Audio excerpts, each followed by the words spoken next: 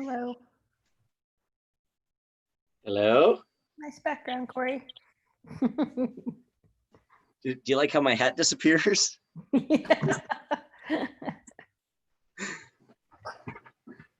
Oh, good. Wesley's here. Yeah, can you guys hear me? Hear you just fine. Fantastic, thank you. Yeah, now that I said hi, I'm stopping my video and muting. I'll just sit back and watch.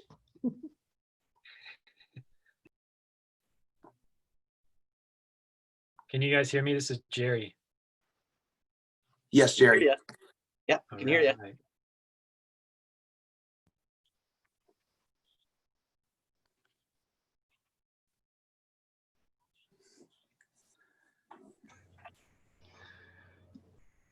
How am I coming across okay?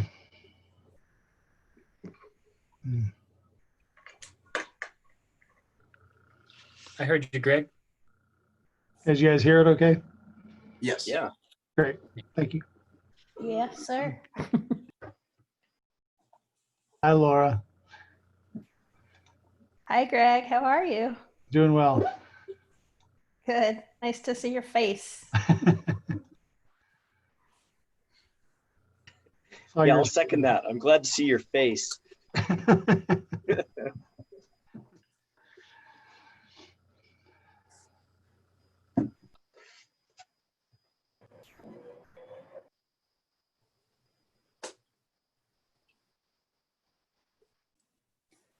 For those that I haven't met, I'm David Dare and appreciate all your efforts with regards to Medicine Wheel. So one of these days we'll actually get to meet.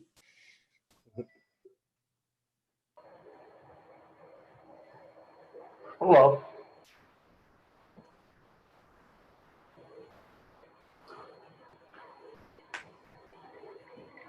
So is Parker, are you getting us started, or should we have Greg get going, or how do you want to do this? Yeah, if Greg wants to kick it off, and we'll get going. What do you think? It's 7:32. Let's, I think we crank on.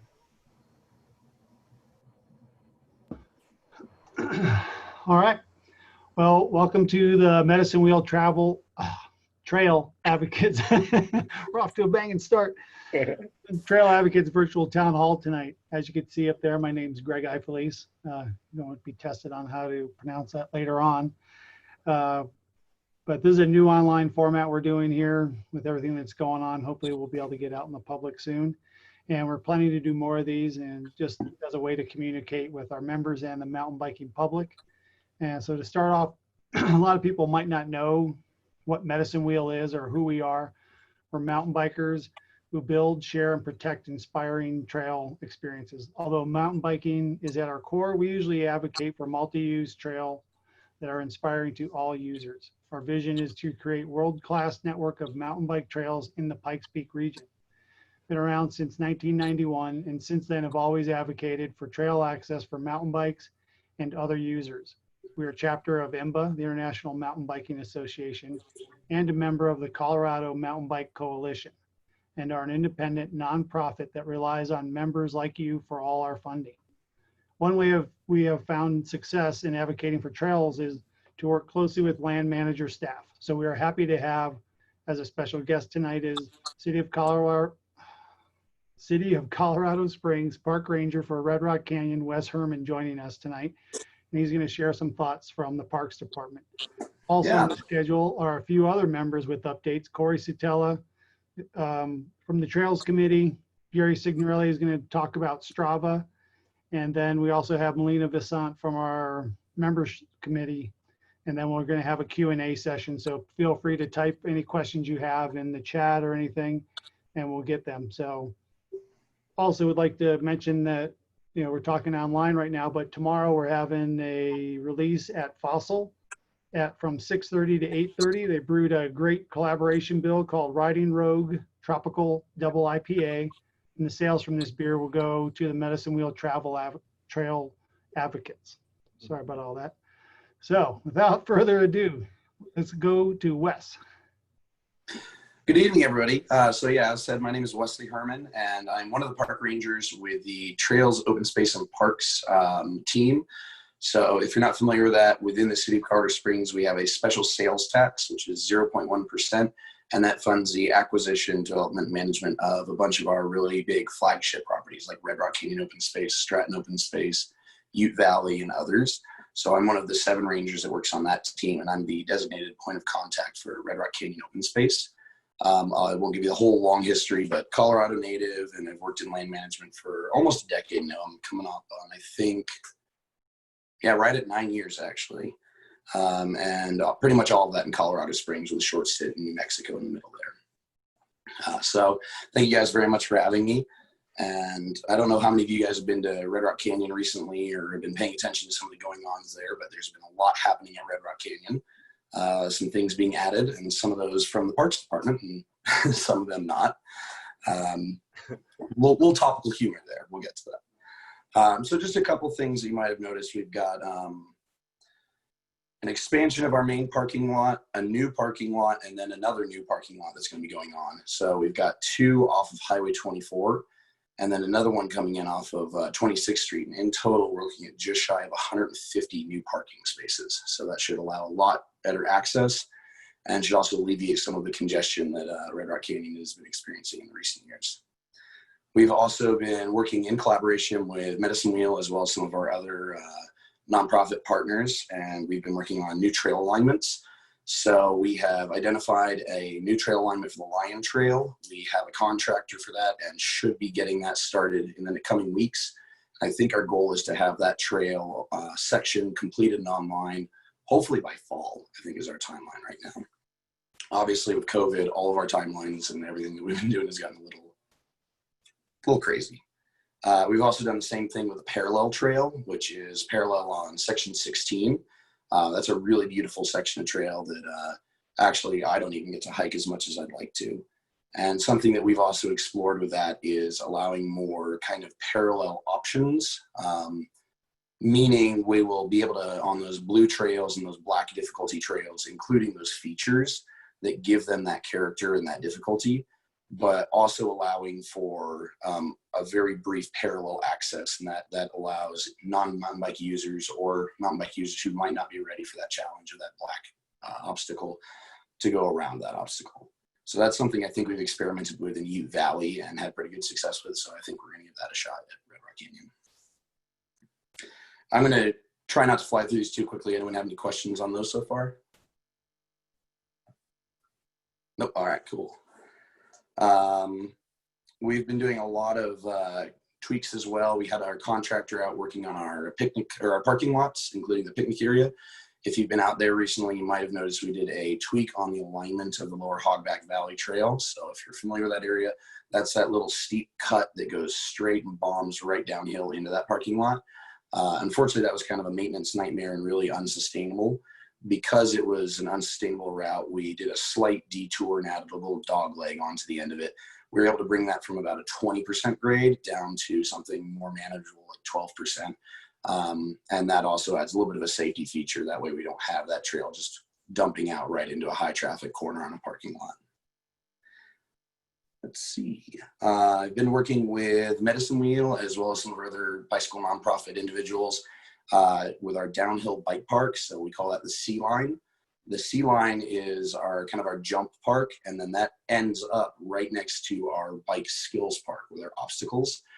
We had a little bit of, I wouldn't call it user conflict, but just traffic jam issues there, and some high speed traffic coming from the C line, and that's also where people access on one side that skills park. So in coordinating with Doug and Corey and Stacy, was able to find, I think, a solution that should work pretty well. We're going to be tweaking our fence line a little bit and adding a couple of signs that are clarifying that the C line is for high-speed downhill traffic, so please don't go that way. And then encouraging C line riders to slow down and use that kind of last little bit of that lane as a slowdown and get to a safe speed as they exit that lane. And then finally, big update that's been in the news and has kind of been the thorn in my side this week. We did have some graffiti added to Red Rock Canyon. So since that's in the news, it's not really directly mountain bike related, but figured I would address that. We're working on that. Did our first round of cleanup today and are hopefully going to be going out with our city archaeologist to make sure that as we continue cleaning that up, anything historic or archaeological value is protected. So a lot of attention to that, and we are working on making sure that that gets restored in a way that is smart and is going to go forward in a way that protects the resources. That's kind of my big, long list of updates for happenings in Red Rock Canyon.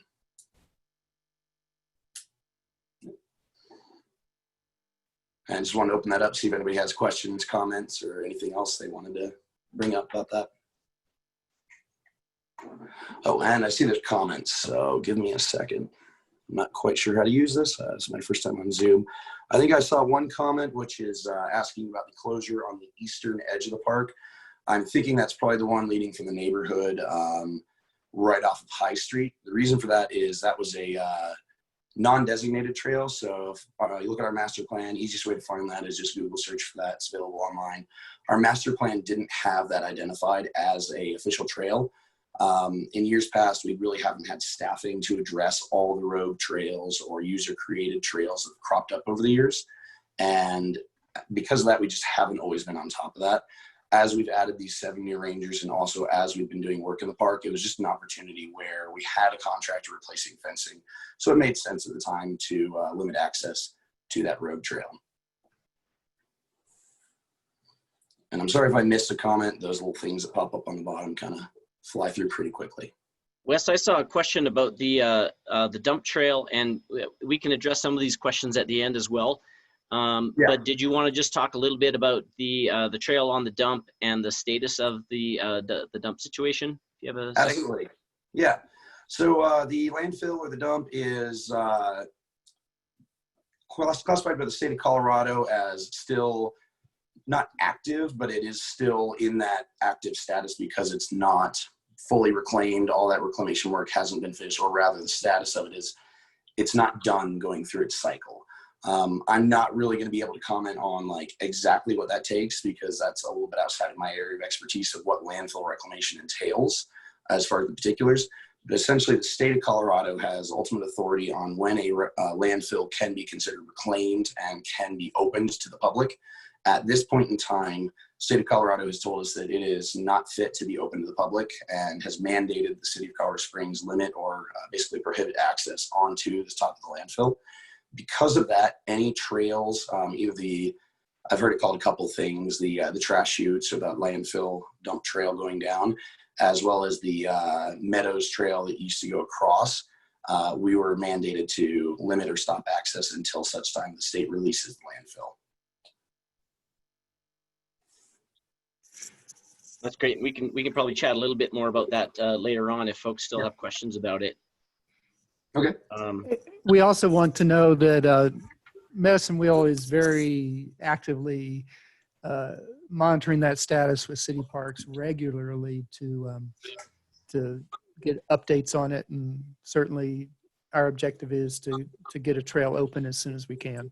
Yeah, and I want to make it clear that really we're just in a kind of holding pattern until we're at that point. So I wouldn't say that it's an issue where the city has really a stance opposed to it or anything like that. It's more of just we're not allowed to, so we're working on other things until that landfill is released to us. Yeah, I think the short answer from the Medicine Wheel's perspective is we're tracking it. We're waiting to get the sign off from the state reclamation board, and as soon as that happens, we're going to really be trying to sit down with park staff and figure out the best way to reopen or reestablish some access through there. There is a trail shown through there on the approved master plan, and we're just not at the point where we can start doing a trail layout until we find out what happens with the reclamation, the state reclamation requirements. Exactly. Thank you, Corey. The other thing that I wanted to really bring up, and something that we're really proud of with our department, is our Leave No Trace initiative. Hopefully a lot of you guys are very familiar with the Leave No Trace Center for Outdoor Ethics. It was kind of started with the U.S. Forest Service, but has spun off and become its own nonprofit entity that's based out of Boulder. And so the Leave No Trace Center for Outdoor Ethics has what's called a gold standard site, which is something they only award to a handful of sites each year. If any of you had the pleasure of meeting Jillian Rossi, she's my supervisor. She's the park ranger supervisor. And sorry, we have so many titles in my department. So she's our park ranger supervisor, and she's a really big LNT advocate, and really wanted to spearhead an effort to see if we could be the first, rather than single site, the first municipality or department that is able to achieve a gold standard site. So we are pursuing the ability to have multiple sites recognized, including Red Rock Canyon open space, but not limited to that. And doing that would be pretty cool, because we would be raising and setting a new bar as a department for those Leave No Trace ethics to help protect these spaces that we value a bunch. And I want to give a shout out and thank Corey for participating in our Leave No Trace trainer course. That's something that our department is now authorized to lead. And as we offer those to our partner agencies, that also helps us achieve that gold status. But it's also, I think, really important for our community to have that ethic and use that common language. And so the fact that we're all using that common language is really useful. So anytime we can get any of our partner organizations in on that, that really helps. So shameless plug here, but we do have a upcoming training course on July 12th through 16th. It's about 1 hour a night on Zoom, just like this, with a little bit of homework. And then you can do that online training course and get you a certification, and it also helps building that gold status. So, and Corey, if you want to speak to that, I think you just achieved that. So again, appreciate that. Yeah, it was really fun to be part of that. Initially I was like, well, gosh, Leave No Trace isn't exactly our mission here at Medicine Wheel, but it was really good to understand how Leave No Trace fits in with what the parks are trying to do, and I think it does actually fit in, especially this. I'm not sure if you're going to go through all the 7 principles, but the 7th principle of preserving the experiences for other trail users is really part of what we're trying to do to encourage good trail behavior by all users. And I found it fit really well with what we're trying to do at Medicine Wheel. And so I was really glad to be part of it, and we're really excited that the city is taking this big step. So we're glad to be part of it and be a partner with you on that. Thank you, Corey. And I did see a question.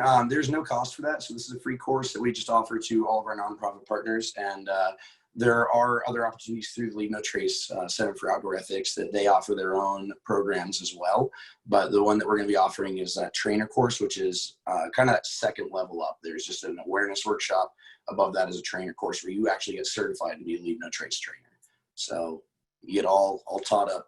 And yeah, I think that mission of that Leave No Trace is something that is, as we're finding out, and as I'm sure we're all seeing, especially recently, and again with the graffiti at Red Rock's a great example of that.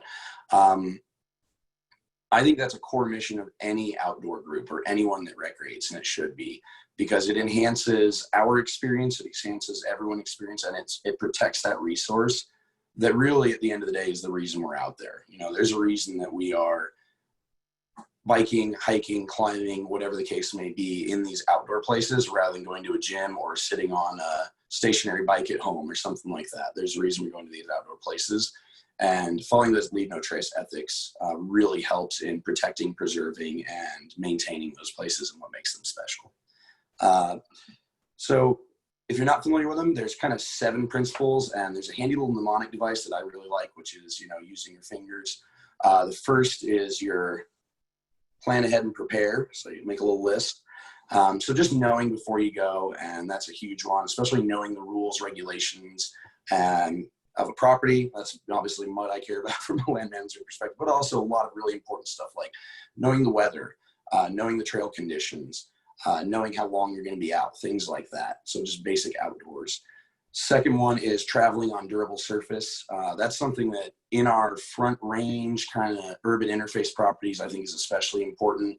One of the numbers that I like to quote is Garden of the Gods. It has, I think we're over 6 million visitors a year in something like 1,800 acres, which is many orders of magnitude higher than national parks or national forests. And we haven't done numbers on Red Rock Canyon. Would not surprise me if we're not far behind with millions of visitors. So even a very small percentage of people going and traveling on non-durable surfaces, going off trail, making own trails, things like that, really quickly adds up, becomes cumulative, and causes some pretty significant damage to those spaces that we care about.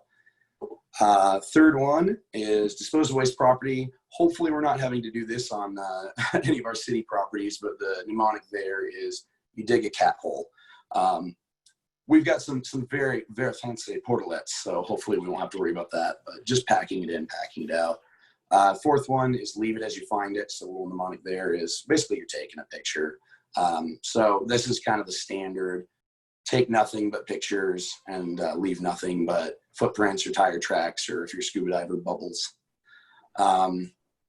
Our fifth one, and this is where the mnemonic device comes in handy because it helps me remember it. Our fifth one is being careful with fire. And obviously as we're getting into red flag season, things like that, really important out at Red Rock Canyon and other properties.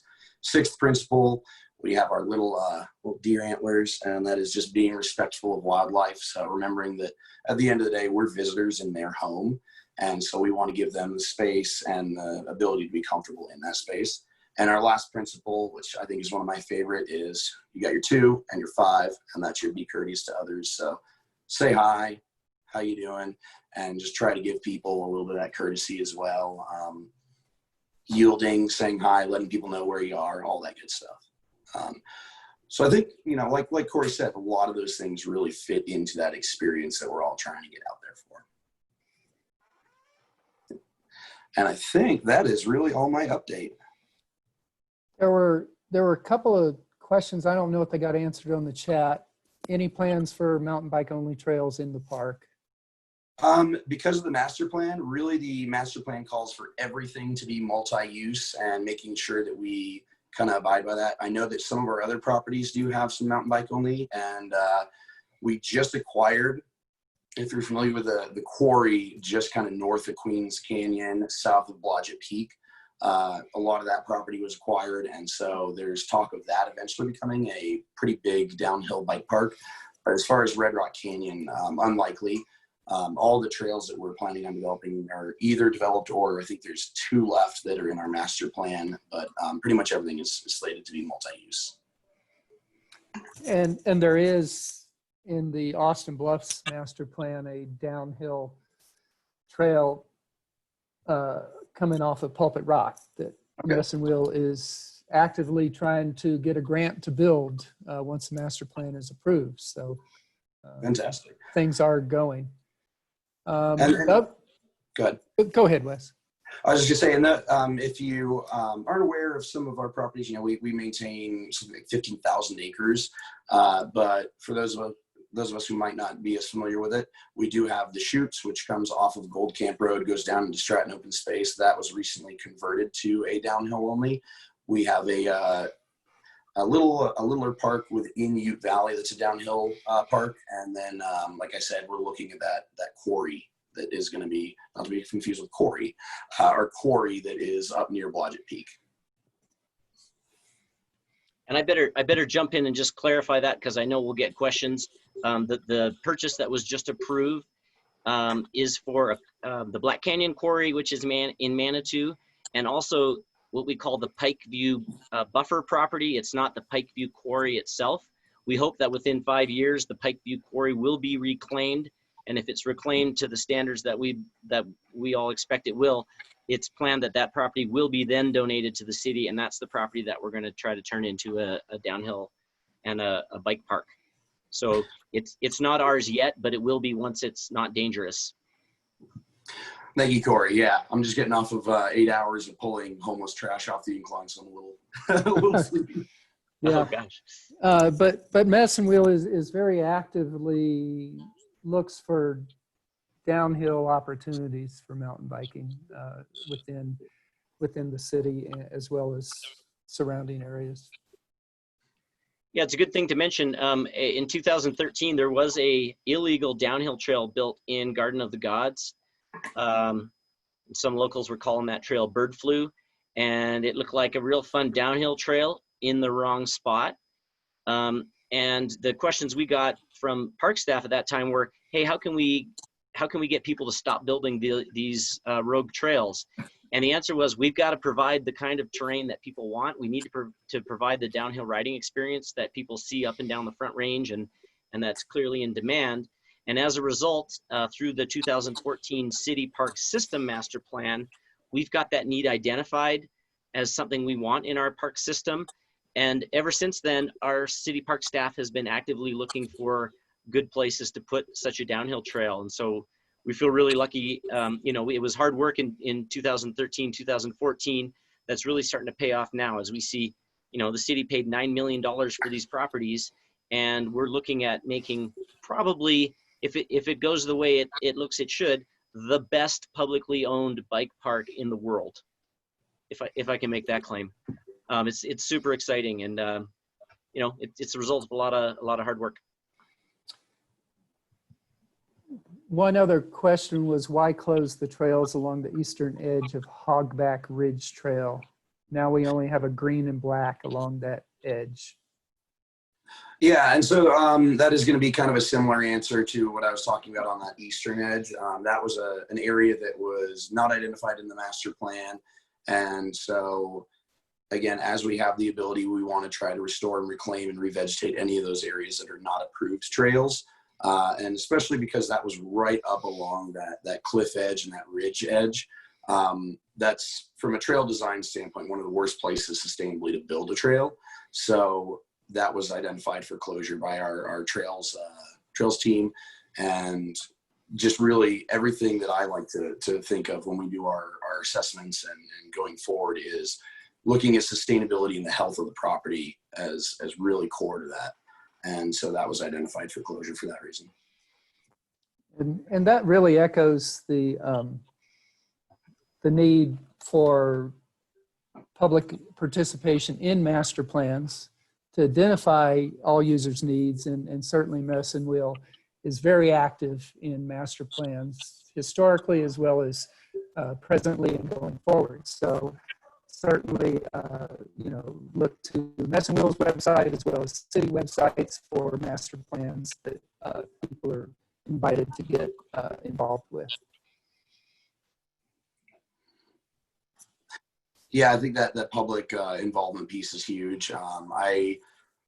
Unfortunately, the 2013 master plan, I wasn't involved in that. I worked over at the garden at the time, but I know that we had a huge amount of community involvement, and obviously that's a huge part of it, is making sure that all those voices are represented and heard. I'll just springboard off that. You know, at Medicine Wheel, we live and die by the master plan. If people are wondering what goes into a master plan, we're going to have a little bit more information about that later. It can be frustrating when you see changes and you don't understand why they're happening. But if city staff is making changes to the trails that you love, it is almost always the result of a master plan process. And we're going to talk a bit later about how Medicine Wheel is involved with those master plan processes. So fantastic questions on Red Rocks. All right, thank you guys very much. And yeah, I'll be sticking around for a little bit, but thanks for having me. Hope to see you out on the trails. Fantastic. So I think I'll take over from there. And just to formally introduce myself, my name's Corey Satella. It is my pleasure to be the Executive Director for Medicine Wheel Trail Advocates, which means I work for you guys, the members of this organization, and it's my privilege to do that. I'm going to talk a little bit about our trail committee and some other volunteer opportunities that are available that will allow you to help contribute to our mission of building, protecting, and sharing inspiring trail experiences. And just before I dig deeper into that, I really do want to say a big thank you to Wes for being here for the updates and for being part of the Leave No Trace initiative. And it was really great for me to be able to talk in that group about principle number 7 and preserving experience for others on the trail. And it fits in well with our message about etiquette and the need for us to all behave. That's all trail users need to behave properly in order that we can all use multi-use trails. The city of Colorado Springs is our most important land manager partner. And so we're real grateful that Wes was able to be here to represent the department. And I really want to say, on behalf of Medicine Wheel, Wes, we've enjoyed getting to know you over the last year and more, really, since you've been around this region. And I bumped into Wes this morning at 7 in the morning. He was doing ranger things in support of the motorless morning operations in Garden of the Gods. So, you know, Wes has really put in a full day already, and it speaks a lot about his dedication to our parks, that he's willing to be here and to support a partner like this. So thank you very much, Wes. Thank you very much for having me. Really appreciate it. Okay, so Medicine Wheel is a volunteer-driven organization, and my #1 job as the director is to make it easy for users to give back in ways that they find enjoyable and meaningful. So I'm going to start by talking about our trail committee, which is our largest and our longest running committee and the one that we get asked the most about. So despite some disruptions this spring, you probably know what those were, there has been nonstop action on the trail committee. And our trail committee this year is being led by a new committee chair. His name is Robert Lomenick, and he's really helped us to standardize and improve the structure for our trail work days and for our other operations within Medicine Wheel. Oh, I hear the howling is starting. Sorry if you guys hear howling. Our trail committee is really focused on 3 major areas. The first is our Trail Love volunteer work days. And those are usually trail maintenance days. The second focus is probably the thing we love to do the most, which is to build new trails. And thirdly, we focus on conceptualizing and designing new trail connections throughout the Pikes Peak region. So our Lake Moraine Trail is a good recent example of this. It's an incredible trail connection that I think you can see it in the background. And it was made possible by the vision and the determination of our volunteers within Medicine Wheel over 20 years. And that's really driven by our trail committee. A quick word about Trail Love. Hopefully you've heard about these volunteer trail work days before. If you haven't, you can expect to hear more about them. We're going to try to be out front a little bit more with our communication about them. Trail Love is our program for maintenance on the trails that we love. Get it? And we try to spread the love out around on the trails throughout all corners of the region. And we prioritize our work on trails that are in need of repair and also on the opportunity to improve the trail experience. And usually that means making the trail more fun. In 2020, we have plans in place to do work in Palmer Park, Bear Creek, Red Rock Canyon, on Buckhorns, and also at the El Pomar Youth Bike Park in the Hillside neighborhood that we helped implement a couple of years ago. And we've already gotten underway with our Trail Love program with 2 work days, and we've got a 3rd one coming up next week on July 1st. Now, because of COVID, we've had to modify our operating guidelines, and that means we've reduced group sizes and the way we're doing grouping. And so unfortunately, the trail work day next week is already full. But I would really invite you to stay tuned to our webpage and to our Facebook page, because we're gonna have more Trail Love work days throughout the year, and there will be chances for others to get involved. So really hopefully we can see you guys out doing some trail work and do it in a really safe way. And in addition to the trail work days, the trail committee has been deeply involved consulting with land managers, including Wes. We had a mention of the Lions Trail, the Parallel and Waterfall Trails. We're also looking at the Half Pipe Trail. That's all this year in Red Rock Canyon. We're looking at Daniels Pass Trail and the Sweetwater Canyon Trail. Those are in North Cheyenne Canyon. And we also mentioned some of the new trails in Austin Bluffs and Pulpit Rock open space. And all of these are approved trails that we as Medicine Wheel have advocated for throughout the various city park master plan processes. And again, we'll have a bit more information about how you can get involved with that. And if you want to learn more about master plans, we'd be happy to give you more information about that. I want to talk about some other committees. So the trail committee is one of the best ways that volunteers can get involved and support the trails they love. But we've got other ways you can be involved, and maybe swinging a shovel isn't your thing, or your time is, it doesn't line up with when our Trail Love days are. We've also got an advocacy committee. So this is the group that works to get permission to build our trails. We attend public meetings, we meet with elected officials, we build relationships with land managers like Wes, and we build relationships with other groups and other organizations. So the advocacy committee, these are our volunteers that recommend the policy and the positions that the Medicine Wheel board should take. And we're really interested to hear from you if you'd like to join our advocacy committee. Additionally, we have a membership and events committee, and the way that they support Great Trails is by connecting our members more closely to our organization. So we create social events. They're often at local businesses. They're often with other partner organizations, and they're now including online events like this. And I really want to give a shout out to the volunteer team that put tonight's online event together. fantastic work by some volunteers. And I want to let you know we need more help. And so if helping to organize and to staff some events online or in person appeals to you, we've got a role for you. We have a development committee whose role it is to raise the funds that are needed to build the great trails that we have. So if you're a grant writer or if you've got some fundraising experience, we've got a role for you here. And finally, we have a volunteer communications committee, and they have the task of keeping all of our members informed about trail issues, about public meetings and upcoming events, and any topics of interest to our trail users. So in this committee, we've got experts in graphic design and website and video production and IT support and social media managers. And again, if you've got some skills in those area or interest and you want to learn, we've got a role for you. So those are some of the ways that you can get involved to help support Great Trails. And if you think it might be a fit and you want to give back to something that brings a lot of love to you, then please get in touch and we'd be glad to have you.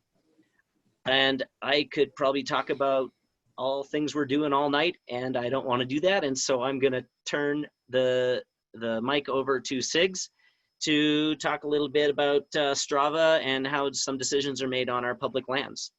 And I'll be definitely sticking around and happy to answer questions.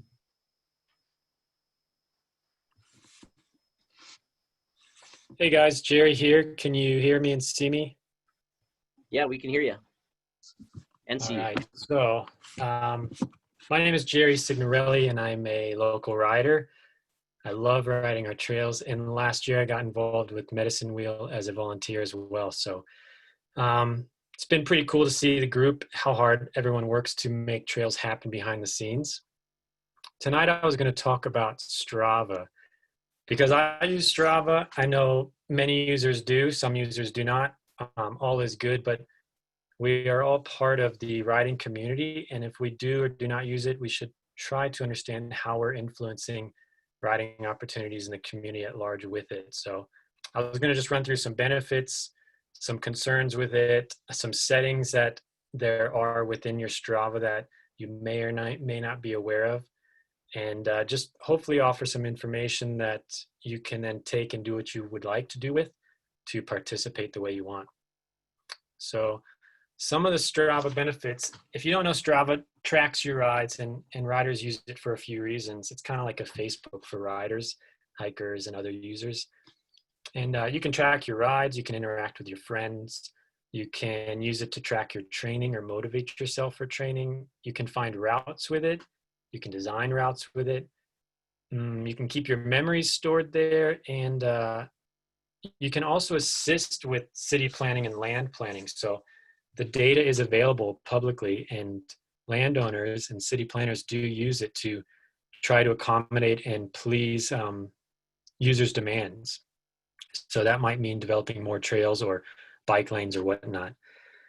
Now, it's not all good. There are some concerns, and one of the most common things that happens with Strava is some user conflict. You might have a Strava user that is motivated to go faster, and they may do it in a place that on a crowded day, on a crowded trail, and then you disturb somebody else's experience. So definitely we want to be cognizant that the other users out there are doing the same thing as us. They're just trying to have a good time and appreciate the trails and get out there and have the experience they want, same as us. So obviously some of us that use Strava, we may make mistakes at times, and that might still happen even if we do our best to avoid user conflict. And when it does, just hopefully we can remember they're there for the same reason and talk to them, apologize if you make a mistake, or if they make a mistake, realize they're just human too. So hopefully we can lessen our conflict and still enjoy our Strava. But a more important thing that I wanted to bring up was the heat maps. And I don't know if everyone knows how they participate in Strava heat maps. What a heat map is Strava, anytime you record a ride, if the setting is such that it's recording the heat map, it puts your ride data on a map that shows it's publicly available. It shows how often that space, that trail, that route has been used. And so any trail that's been used more heavily is going to show up on that heat map with a brighter, more hot color. And what that allows users to do is you can quickly find where all the riders are going. So it's really can be sweet It can offer us insight to where do we need to create more connectivity. It can offer us insight and landowners insight on what types of users are out there using the trail and what types of trails are they desiring. What's the most demanded type of trail? So there's definitely some positives to it, but there are unfortunately some negatives too. And I wanted to bring up an example that's, I think, actually started this week. I just caught word, or it's going to start if it hasn't already. We were recently informed by the Forest Service that a trail that comes off of Captain Jack's drops down towards High Drive, passes through the area where the trout are protected now. And the Forest Service found out about that trail because of the heat maps. So once they have this situation where they know the trail is being used, it's on the heat map, that's public knowledge, the public can point to them knowing about it, and we have this group that is protecting the trout, we have some conflict there, and they have no choice but to shut down that trail. So that really bums me out. It's not a highly used trail, but it's an example of us losing a trail because of the heat maps exposing that. So I'm not saying that you should go ride rogue. I'm not saying that you should hide your trails. I just want to make it known that heat maps are there so that we as community members and riders can participate in a way that matches our goals and work together to do that. So that sucks, but it's definitely an opportunity for us to notify you on why that's happening, and for you to know it's not the Forest Service's fault. It's actually our own fault with the way we interacted and participated with that environment and our devices. So that bums me out.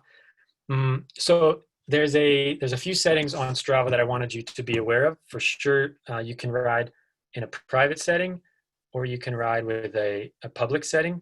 And when you change that setting, when you save your Strava, private setting is going to keep all the data for you. Public setting is going to make it available for anybody that wants it. There's also another setting on the heat maps in particular, and that is that you can turn your heat maps on or off.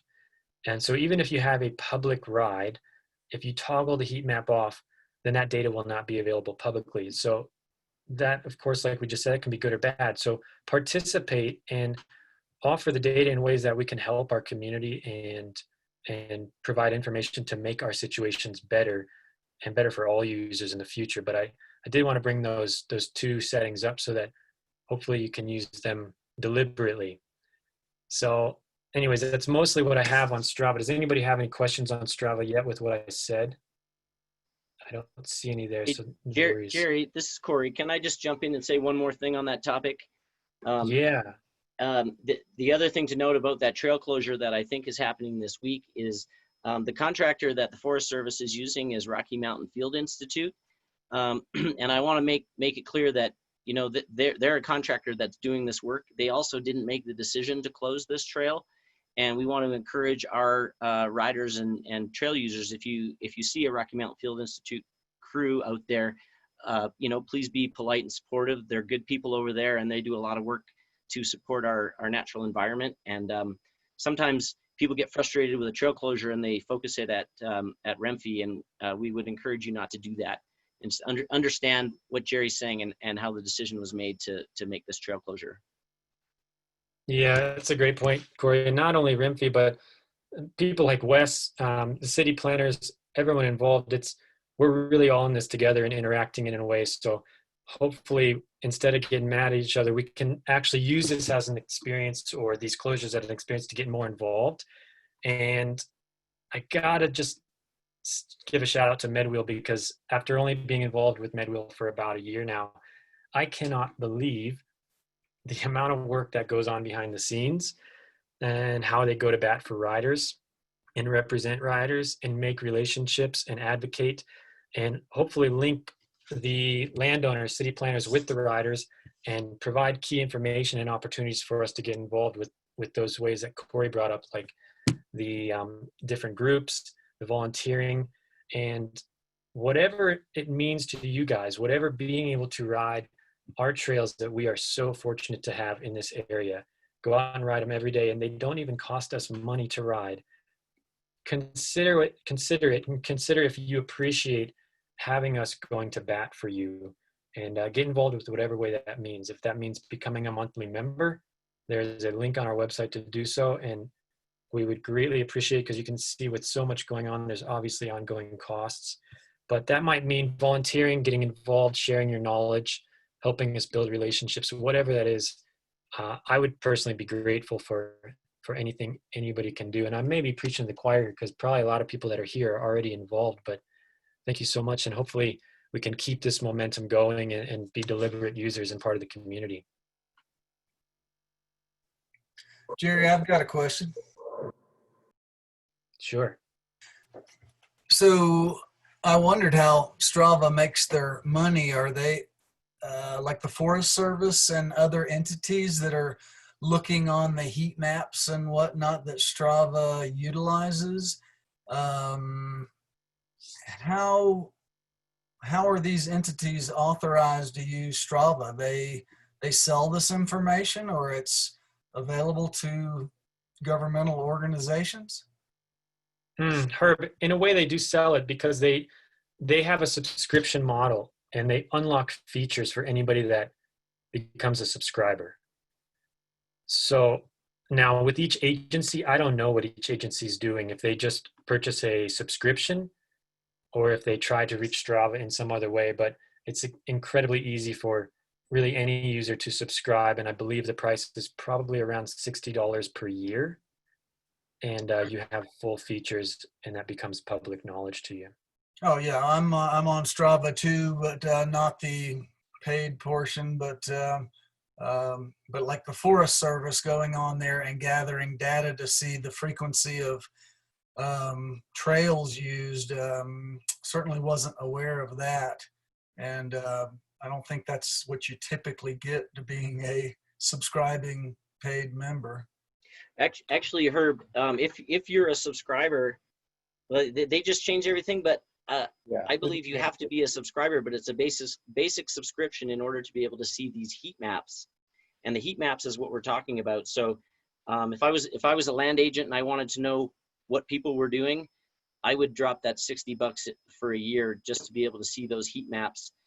Maybe also worth mentioning, Strava does have a paid portion that they do sell data to municipalities and departments of transportation. It's called Strava Metro. It's more a tool that they use for on-street mapping of like desire lines for where people want to have, you know, bike lanes and things like that.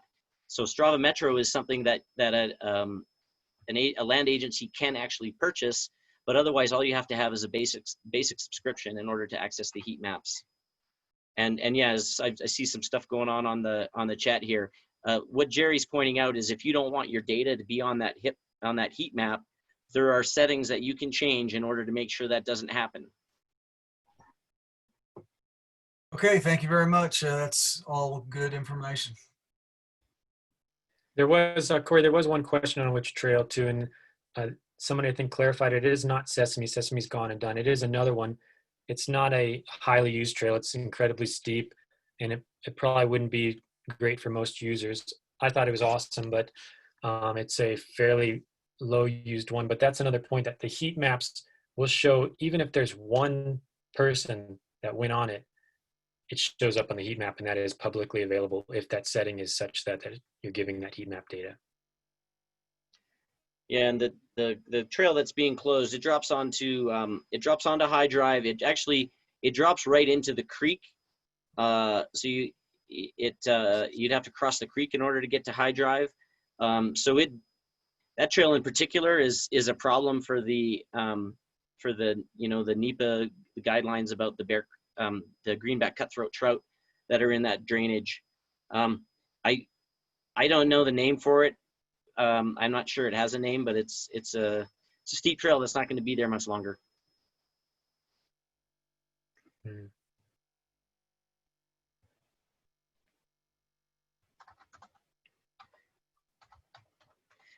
Oh, actually, I saw another question I wanted to address that came through, and that was, hey, is there going to be any other kind of connection through there? And I did want to let you know that we are working on to try to get an alignment for a trail that would allow Captain Jack's Trail to connect down to Stephanie's Trail. So it wouldn't be right down to High Drive, but it would drop down more to Gold Camp Road. And that's a project that's in works, and we've had some discussions with City Parks, and it may require some coordination with the U.S. Forest Service and possibly some private landowners. So there are possibilities for some trail connections that would be similar to Sesame Canyon and to this trail that is being closed. But I would put them in the category of long-term projects at this point. And I see we have a board member who might know more about this. I don't know if there's anything more to add on that one, but if anyone wanted to chime in, they're welcome to. Hey, Or Corey, I'll mention something. There was another question on how does the city prioritize, and I realized I left something out because there's so much drama with the trout there, of course, that they have to really be concerned about trails that go in there, potentially more than other trails. And right now I caught word from one of the city guys and one of the city planners that they're not necessarily focusing on all illegal trails with such scrutiny. That one is just such a highly scrutinized area right now that they really prioritize based on what kind of liabilities they have to have, master planning they have, and worries they have with sustainability, of course. Yeah, and this particular trail in that area is Forest Service. It's not City Parks, but city would have similar constraints. One of the questions I saw come across is, how does that get prioritized in a master plan process?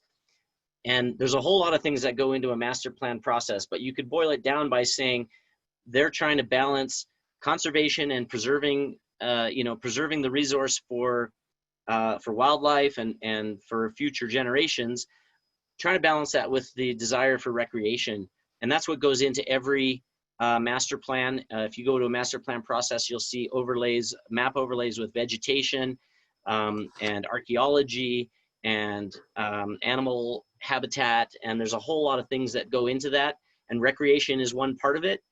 And it's a really difficult balance.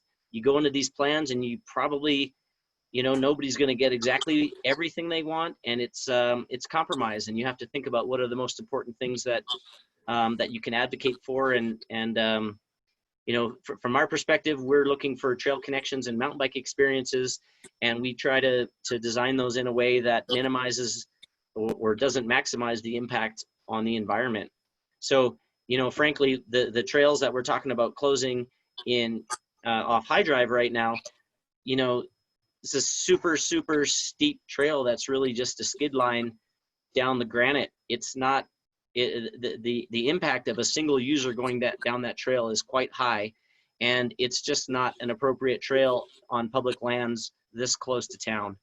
And trails like that are probably not going to survive a master plan process, and certainly not when there's a federal lawsuit related to an endangered species. So that one's definitely a lost cause, and there's other places that are more appropriate, and that's what we're going to keep working for.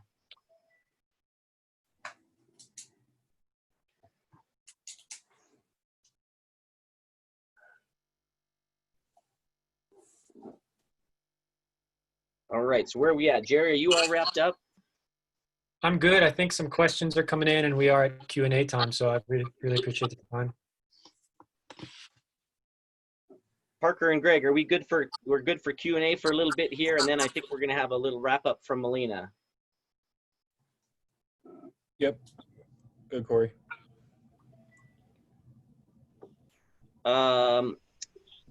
Okay, Q&A. So, Parker, are you curating? Do you want me to jump in and answer what I see? Sure, go ahead, Corey. There's a question about Daniels Pass. Daniels Pass is covered in the North Cheyenne Canyon Master Plan. We were out there with our trail committee recently, a couple of weeks ago, looking at a new alignment. I am sad to say that the experience of that steep downhill of Daniels Pass is going to be changed, and it's maybe hard to believe. And I might refer back to Jerry on this because he was on the walkthrough. The new riding experiences are going to be valuable, they won't be the same. The downhill trails that we're really able to keep in North Cheyenne Canyon are the Chutes Trail and the Captain Morgan's Trail. Those are going to be designated as bicycle only downhill trails and incorporated into the system. Daniels Pass is going to be a multi-use, multi-direction trail, and is going to, if you weren't sad about Daniels Pass leaving, you'd be really glad about the amazing new trail connections it's going to create, also into the Sweetwater Canyon area, which is to the south of that pass, south of Muskoka Mountain. There's going to be some great trails in there, but the Daniels Pass Trail, as you know it today, is going away, and that's going to happen later on this summer. Hey, Corey, this is Ben. Can you clarify Captain Jack's? Did you just say that that's going to be bike only? I'm sorry if I did. What I meant to say was Captain Morgan's Trail, Okay, which is a trail. It's off the side. Yeah, we call it a social trail off the east side of Captain Jack's, dropped out back down to Gold Camp Road. And that trail has been identified by City Parks as providing a good downhill bike experience.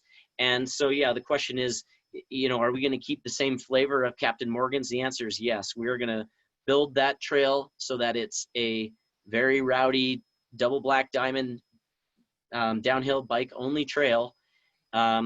It's going to be more sustainable, so some things will change, but it's going to retain that character, and we're really happy about that. right on. Thanks. I saw a note here. I wish Captain Jack's was closed to hikers. Captain Jack's is a problem, and we're probably going to have to address it at some point. It's going to be some work with the Forest Service. It also lies on City Parks property. Especially as we start to see electric motorcycles going up Captain Jack's, we've got a lot of users going at high speeds in multiple directions, and we're going to have some problems with Captain Jack's, and those are something that we're going to have to address. But as it is today, Captain Jack's is designated as a multi-use trail, and there are not plans in place to change that.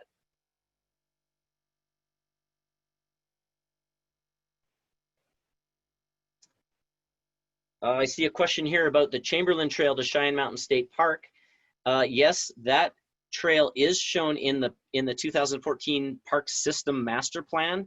There are still some easements that need to be acquired, but we are making progress steadily on that. That's a great long-term project. So yeah, the Chamberlain Trail going all the way south into Cheyenne Mountain State Park is in the works, and we're actively working on that one. What else do you see there, Parker?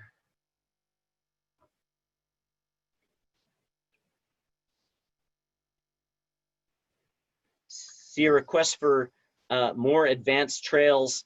And, frankly, that's one of the things that we advocate most consistently for. Mountain bikers are a accepted user group in our park system and by all land managers. And if Medicine Wheel wasn't around, there would be mountain bike trails on every property or almost every property, and they probably would be mostly greens and blues.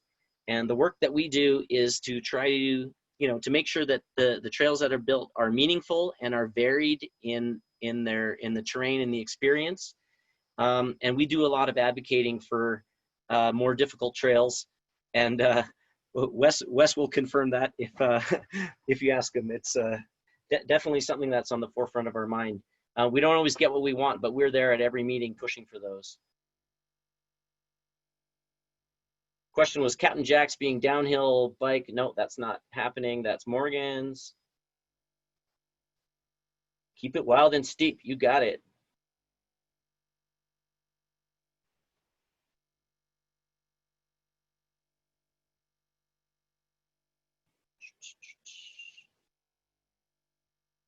Did we get them all? We got any other questions?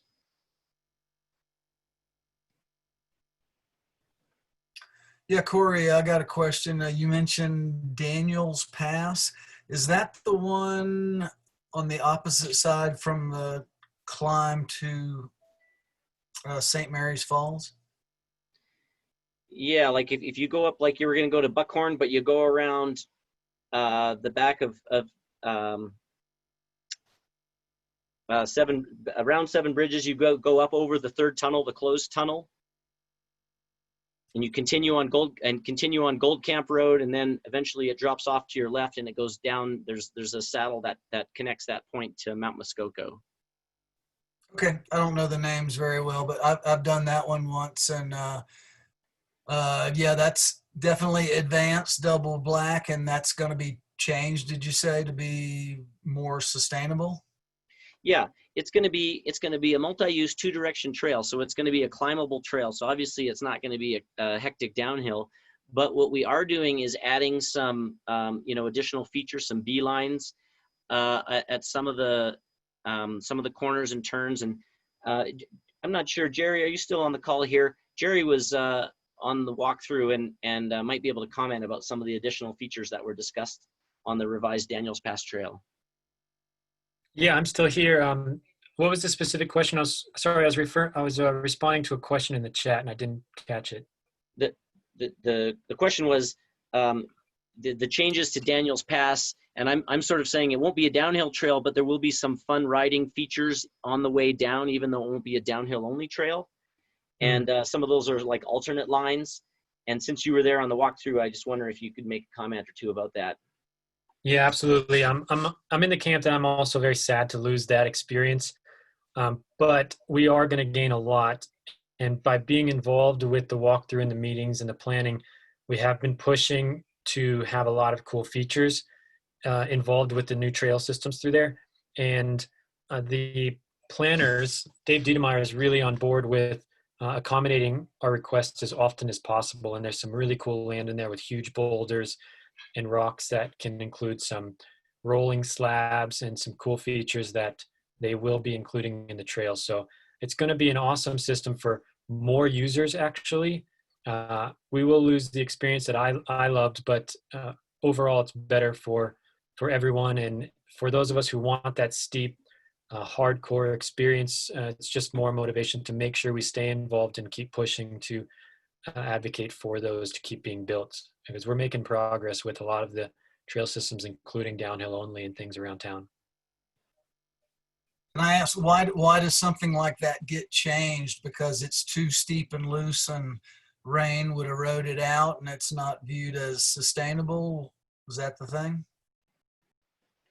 Yeah, I think sustainability of that trail in particular was a major factor. And I guess, the other thing to consider, we're in these master plans and there's all these different pieces that are at play. And, as Medicine Wheel, we really looked at what are the highest quality downhill experiences in the North Cheyenne Canyon property. And if you were to design a downhill trail, you probably wouldn't do Daniels Pass. It's kind of hard to get to. If you're a true pure downhiller, you kind of can't get to it. It's a tough trail to get to with a downhill bike, and basically, in order to make it a truly downhill trail, if that was the desire of the community, would require enormous amount of expense in order to armor it and make it sustainable, and it just didn't really fit in well with the whole rest of the master plan. I know it's a tough thing to accept, but we really saw a much higher value in, the downhill mountain bike only experiences on the chutes and the Captain Morgan's trail. And we saw the potential of the additional trails that will be provided by the connection that the new Daniels Pass will make. And that's why we said, okay, we're sad to see it go, but in the big picture, we think it's the right decision for the community. I'm sorry too. I'm going to make sure I get my laps on Daniels before it goes away.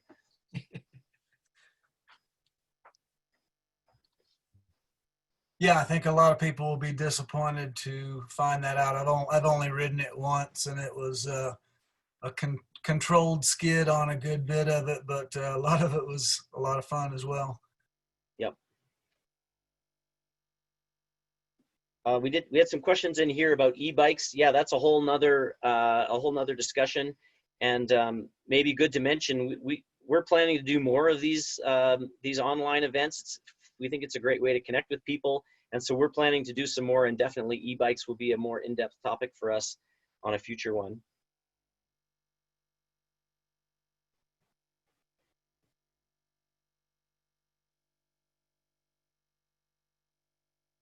How we doing? I really do want to say we're open to your questions and your suggestions at any time. Please contact us at info@medwheel.org. Your questions are valuable and they help direct our activities. So please stay in touch with us.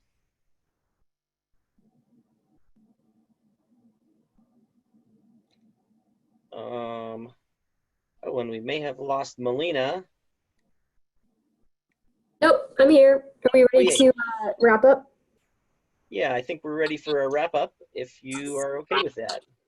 Yeah, I think we had a couple more questions come in, but maybe we can address those social media or an email format. We can discuss that. But anyway, this is Melina Vassat, co-chair of the Communications Committee. Before we hang up and go about our evenings, I just want to remind everybody that the MedWheel membership drive continues through the end of this month. If you join as a monthly member, which is, you know, $5 a month, pretty equal to like a somewhat mediocre cup of mainstream coffee, then you can join Medicine Wheel. And in addition to receiving a gift reader, you'll also be entered to win swag, both from us and from our partners. Plus, you'll be eligible for a ton of prizes through IMBA, including a Pivot Mach 5.5 race bike, DT Swiss groups set, Eagle group set, a $2,000 Jensen USA shopping spree. Don't mention that to our local bike shops, a Shimano group set, and a bunch of other amazing things. But aside from all the cool perks you get, the really important component is that you would add your voices to ours. So as we work to advocate on the behalf of mountain bikers in this region, you know, more voices, more power.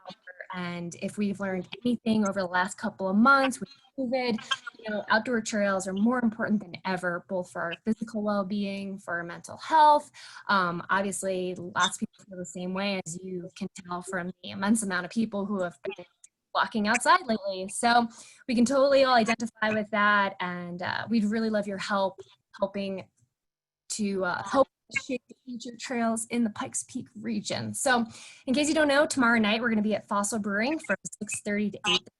If you signed up this month as a monthly or auto member, then you can come by and pick up some swag.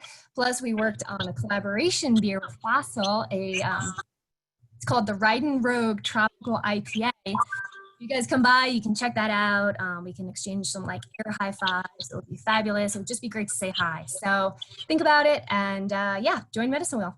Thanks, guys.